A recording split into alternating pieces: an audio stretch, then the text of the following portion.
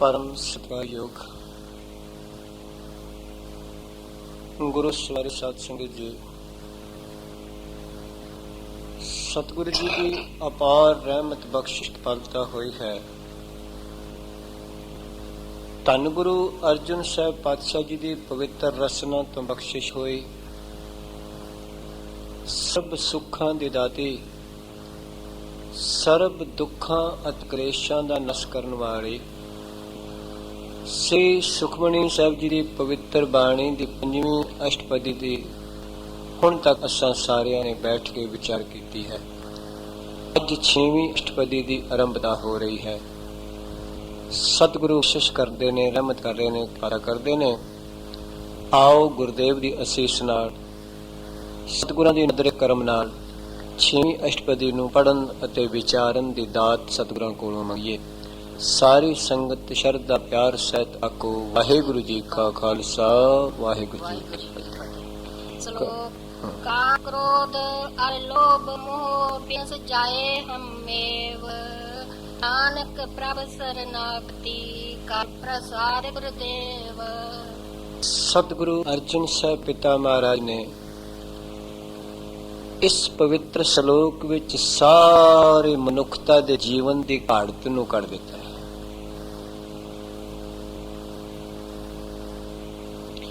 गुरु अगे आन के केवल ते केवल ये पक्तियां जो जीव रोज पढ़ते ने, जो ये एप्लीकेशन गुरु अगे रखते ने, दरखास्त देंदे ने, उन्हां दा जीवन सतगुरु कर देंदे ने। असीं घर तो आने आ, कई किस्म दियां मंगां लैके गुरु दे दरवाजे तक पहुंचने आ। मुबारक है अपने बाप कोलों मंगण विच भजने, पर कई बार जिहड़ी असल मंगण वाली चीज है उहदे तो नीर खाली रह जाती है। तां हर गुरसिख नूं सतगुरु गुरु ग्रंथ साहिब जी अगे ये मंग मंगनी चाहिए रोज, क्योंकि गुरसिखी का सिद्धांत खड़ा है, किव सचियारा होई है, किव कूड़ा है टुटा पाल। याद रखना, सचियार तां ही हो सकेगा जे अंदरों ये चीजां विच बदलाव आएगी, तब नहीं होणगियां। मैं बेनती करा, ये बदलणगियां जदों ये बदल जाणगियां। सतगुरु दया करनगे, बख्शिश करनगे, जीव जन बन जाएगा, भगत बन जाएगा, गुरसिख बन जाएगा। मैं अज भी सवेर दे दिन विच गुरु की कृपा नाल ये सतगुरुआं ने बेनती अखवाई सी कि पैसे माड़े नहीं, धन माड़ा नहीं, केवल वैराग परस विच पाए ने। परस वैराग दा चाहिदा, धन माड़ा नहीं। वैराग परस विच जो पैसे होणगे, विवेक वाला हथ पा के विचों खर्च करांगे ते वो धन माड़े पासे खर्च नहीं होएगा।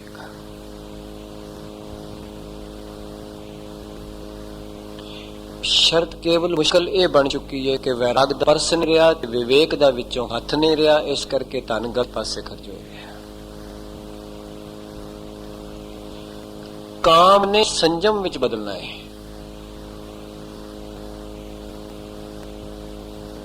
संयम विच बदल जाएगा, क्रोध निम्रता विच बदल जाएगा, लोभ त्याग बदल जाएगा, मोह प्यार विच जाएगा। ये बदलाव आएगी गुरु की कृपा नाल, ये चेंज होएगा। तां गुरु साहब कह रहे हैं, बख्शिश कर रहे हैं, ये कृपालता कर रहे हैं। ता महाराज ने बाणी च आख्या, सिंह बिलाई होए गए, शेर हंगार रूपी शेर बिल्ली बन जाएगी निम्रता रूपी। ये बट आएगी गुरु संगत विच आके, ये चेंज आएगी। जिन्नियां भी कामनावां इस संतोख विच बदलणगियां, काम संयम विच बदलेगा, ये चेंज आएगी गुरु की संगत विच आके। तो सतगुरु ने यह बख्श की है, यह रहमत की है। ਤਾਂ ਮਹਾਰਾਜ ਨੇ ਇਹ ਜੀਵ ਦੇ ਸਾਰੇ ਜਿੰਨੇ ਧਰਮ ਨੇ, ਜਿੰਨੇ ਵੀ ਮਤਾਂਤਰ ਨੇ, ਜਿੰਨੇ ਵੀ ਸ਼ਾਸਤਰ ਨੇ, ਸਾਰਿਆਂ ਵਿੱਚ ਇਹ 5 ਪ੍ਰਬਲ ਦੁਸ਼ਮਣ ਗਿਣੇ ਗਏ। ਕਾਮ, ਕ੍ਰੋਧ, ਲੋਭ, ਮੋਹ ਤੇ ਅਹੰਕਾਰ। ਜਿਹੜਾ ਇਹਨਾਂ ਨੂੰ ਜਿੱਤ ਲੈਂਦਾ ਹੈ ਉਹ ਪੰਚ ਹੈ।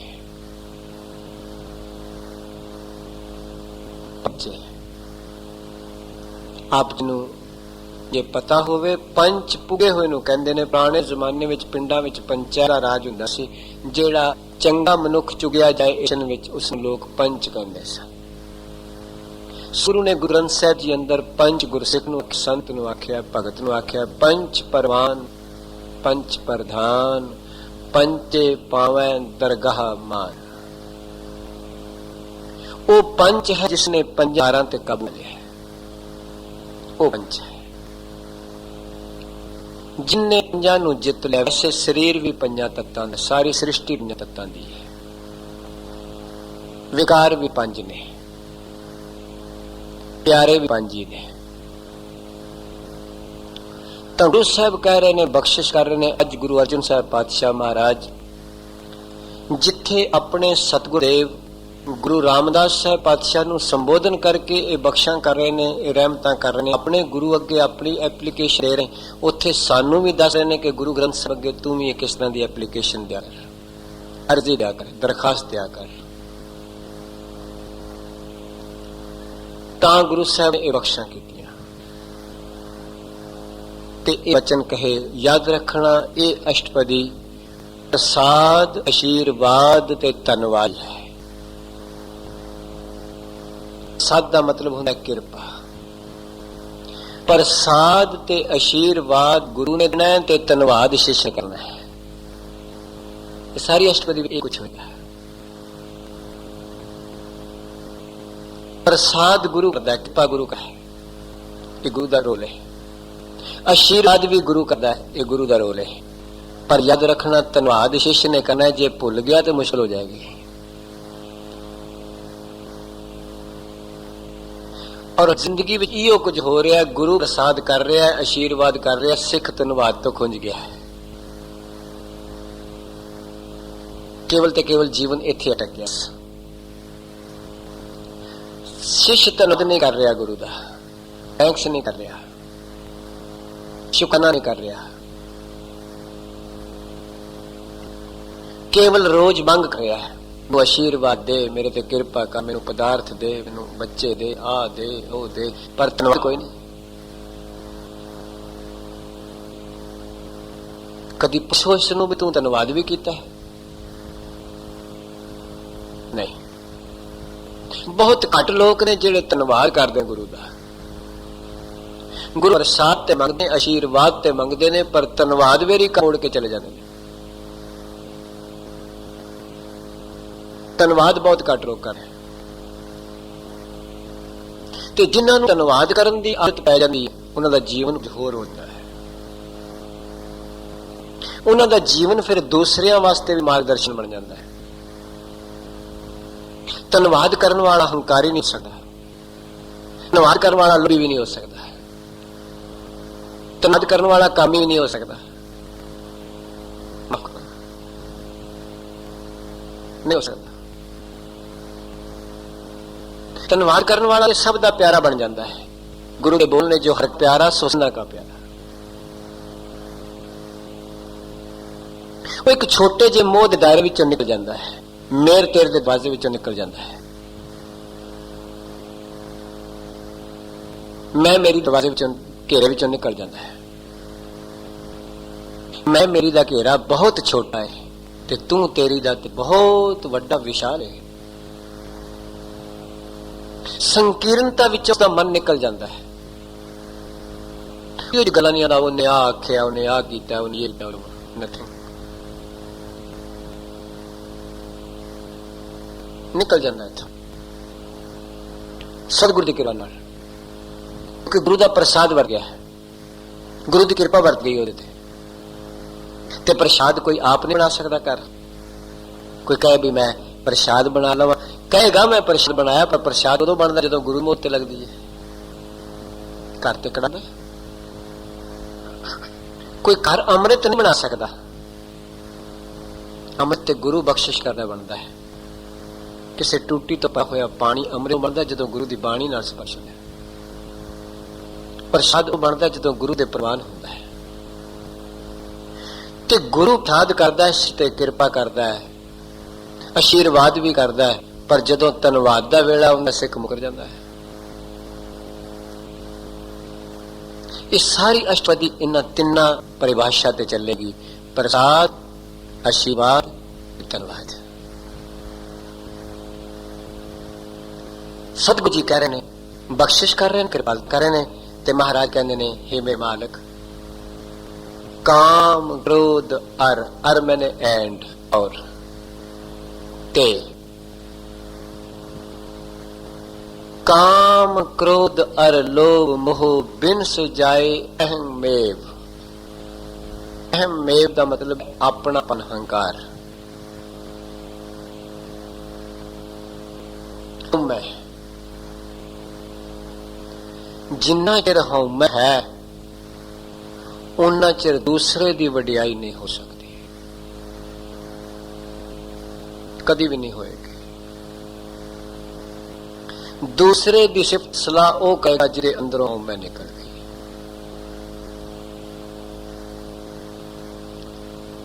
सतगुरु कह रहे ने, बख्शिश कर रहे ने, रद्द कर रहे ने। ते गुरु अर्जुन साहब पातशाह जी, गुरु रामदास साहब पातशाह संबोधन करके बचन कह रहे, क्योंकि गुरुदेव बवे नूं औंकड़ ते प्रसाद दे रदे थले औंकड़। ते जदों आप जी अष्टपदी पढ़ोगे 37 वार दद्दे नूं सिहारी होएगी, जे प्रसाद, जे प्रसाद, जे प्रसाद, 37 वार। तुसीं देखो अष्टपदी विच ਤਾਂ ਗੁਰਸਿੱਖ ਨੂੰ कम से कम अपने जीवन ਵਿੱਚ ਸਵੇਰੇ ਸ਼ਾਮ ਜ਼ਰੂਰ ਗੁਰੂ ਅੱਗੇ ਐਪਲੀਕੇਸ਼ਨ ਰੱਖਣੀ ਚਾਹੀਦੀ। ਸੌਣ ਲੱਗਿਆਂ ਉੱਠਦਿਆਂ, ਮਾਲਕ ਰਾਤ ਹੀ ਇਹ ਮੈਨੂੰ ਵਿਕਾਰਾਂ ਤੋਂ ਬਚਾ ਲਈ, ਨਹੀਂ ਤੇ ਉਹਦਾ ਸੁਪਨੇ ਵਿੱਚ ਵਿਕਾਰ ਹੀ ਪਾਉਂਦਾ ਰਹਿੰਦਾ।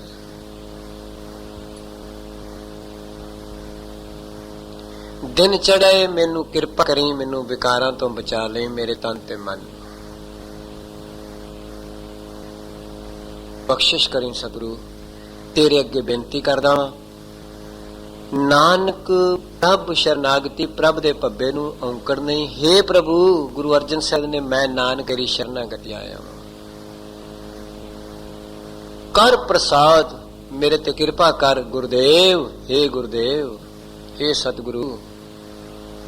गुरुदेव दे भब्बे नूं औंकड़ नहीं है, संबोधन है। इस वास्ते महाराज कहते हैं, हे गुरुदेव, मैं प्रभु तुहाडी शरण आया, कृपा करो मैनू इन्हां तो बचा लो, मेरे अंदरों इन्हां नाश कर दियो। कर प्रसाद गुरुदेव। ते गुरु कोलों ते सिख ने कृपा मंग लई ते गुरु ने दे भी दी। गल तो यही है ना, ऐसा नहीं भी गुरु कृपा नहीं कर रहा। मैं आप जी दे नाल पहला भी शायद एक दिन बेनती की सी, ताब ते संसार ते गाइयां आउंदियां ने, मझां आउंदियां ने पानी पीण वास्ते, पानी पी के उल्टा मुड़ जांदियां ने, पानी वल पिठ कर दिंदियां ने, दूसरे पासे मुंह कर दिंदियां ने।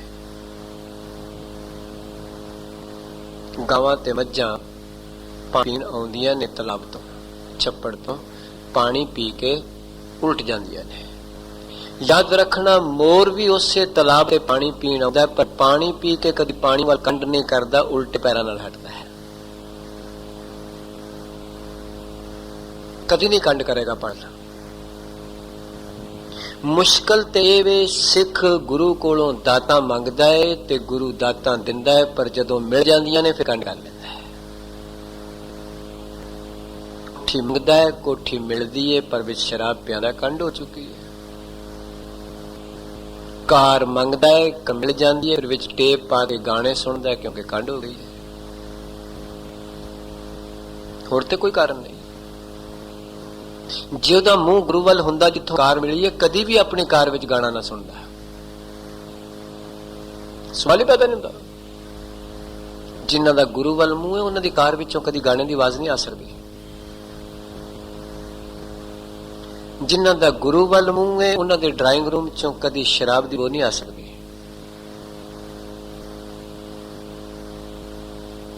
पक्की गल है। जिन्हां दा गुरु मल मूंह है उन्हां दी रसोई विचों गलत खाणियां दी बदबू नहीं आ सकदी। ये कहण दीयां गल्लां थोड़े ने, ये तो जीवन में प्रैक्टिकली वेखण दीयां गल्लां ने। अपने आप जे गुरु वल मूंह है तो फिर गुरु दी मत दी गल होवेगी हमेशा। जेकर गुरु वल मुंह हो गया, बख्शिश हो गया, फिर ऐसी जगह ते नहीं जाया जाएगा जिथे केसा की बेअदबी होती है। ये पक्की गल है। जे उस जगह की हाली अंदर खिंचे तो फिर कहना पड़ेगा कि गुरु वल मुंह नहीं कांटे। जिन्हां दा गुरु वल मुंह है उन्हां दे संसार वल कंड, जिन्हां दा संसार वल मुंह है उन्हां दी गुरु वल कंड है। ये सिद्धांत है जीवन का। मेरा तुहाडे वल मुंह कर बैठा ते इधर कांडे, यही घूम जावां इधर मुंह कर लवां तो वल कंड हो जाएगी। ऐसा नहीं हो सकता भी मैं मुंह भी तुहाडे वल रखा ते कंड भी तुहाडे वल होवे ते जां कंड तुहाडे वल होवे मुंह भी तुहाडे वल होवे। ऐसा नहीं हो सकता, ऐसा कभी होया नहीं, कभी भी नहीं होया जीवन में ऐसा। जेड़े लोग इस तरह समझ के जिंदगी बसर करते हैं, मैं हाथ जोड़ के बेनती करदा, वो केवल ते केवल किसी चलाकियां दे सहारे विच ने, किस अपनी सियानप सहारे विच टुर रहे हैं। ऐसा कभी नहीं होगा। जदों गुरु वल मुंह हो जाएगा संसार वल अवश्य कंड हो जाएगी, ते जदों संसार वल कंड होएगी ते गुरु वल मुंह होएगा। ये पक्की गल है। जिन्होंने ये जीवन की जुगत फिलासफी समझ आ रही है, बस कहो कबीर बुद्ध हिर ले मेरी बुद्ध बदले सिद्ध पाई। उन्होंने जीवन में तब्दीली आ गई है उससे पल उसने। जिस दिन ये गल गुरु की समझ आ गई, जिस दिन ये गुरु की विचारधारा गुरु की फिलासफी हिरदे में आ गई है, उत्थे मनमत उससे दिन च गई है, उससे पल चली गई है।